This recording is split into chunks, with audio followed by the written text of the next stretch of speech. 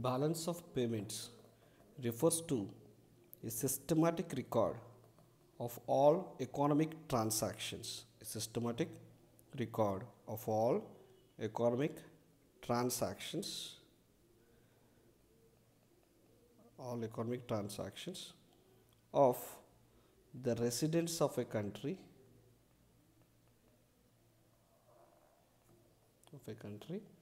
with rest of the world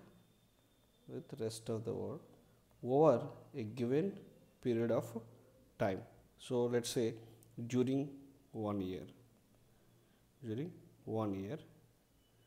the record of all transactions the residents of a country makes with the rest of the world is said to be called as balance of payments. Let's try to figure out what kind of transactions the residents makes with the rest of the world. Example, trade in goods.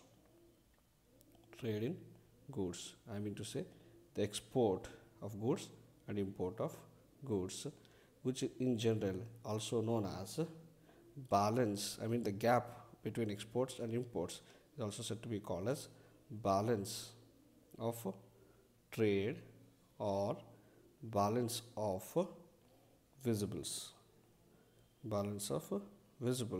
Because these are the things that you can touch and feel. You can look at or you can experience. There is certain amount of goods moving out and certain amount of goods coming into the country. So this is one transaction that people make with rest of the world.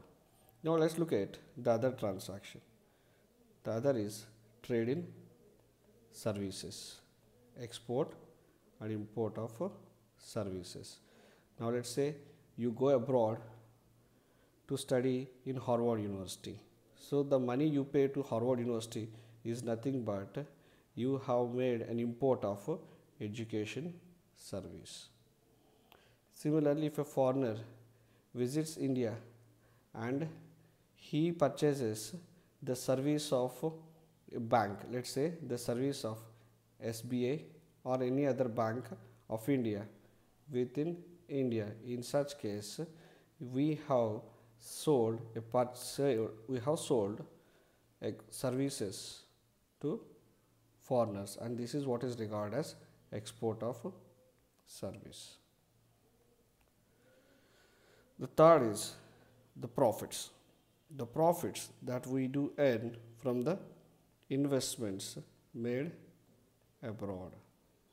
Let's say Tata's own Jaguar and Land Rover. So the profits that they earn from the Jaguar, or similarly the profits owned by Mr. Bill Gates on Microsoft,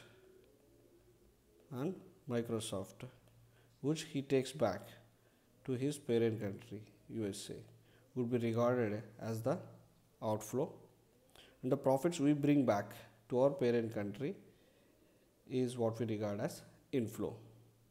Similarly, the foreign investments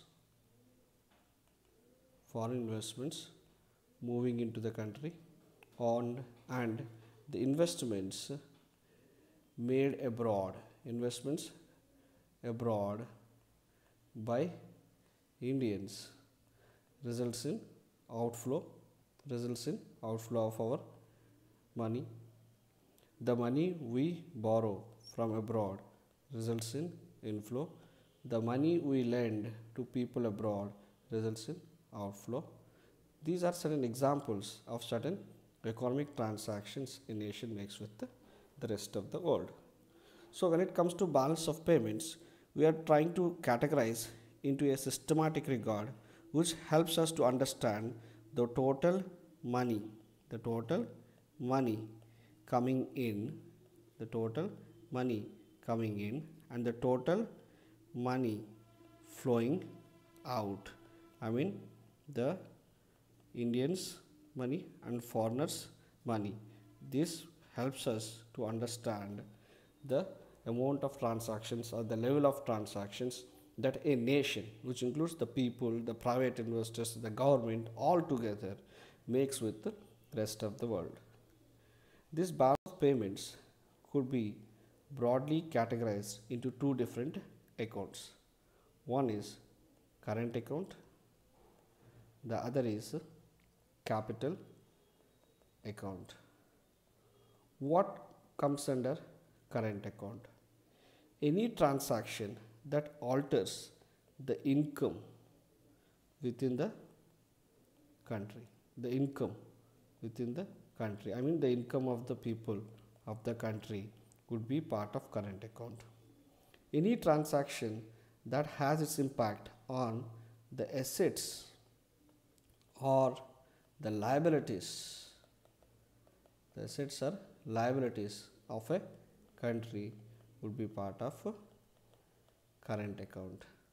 Now let's try to look at certain examples of current account. Let's say trade in goods. So when you export more, you earn more money. When you import more, you lose more money. I mean you spend more money. Trade in services. Trade in services. The remittances, the personal remittances are the money that we receive from abroad, from the people working abroad, or the profits from investments, or the interest earned on the loans. These are various things that alters the income. In general, this particular aspect, the trade in goods, is regarded as visible part of balance of trade, and the rest is known as invisibles.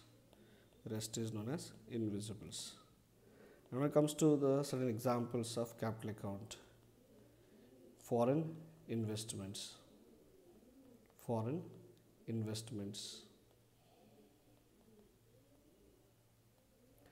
external borrowings, external commercial borrowings,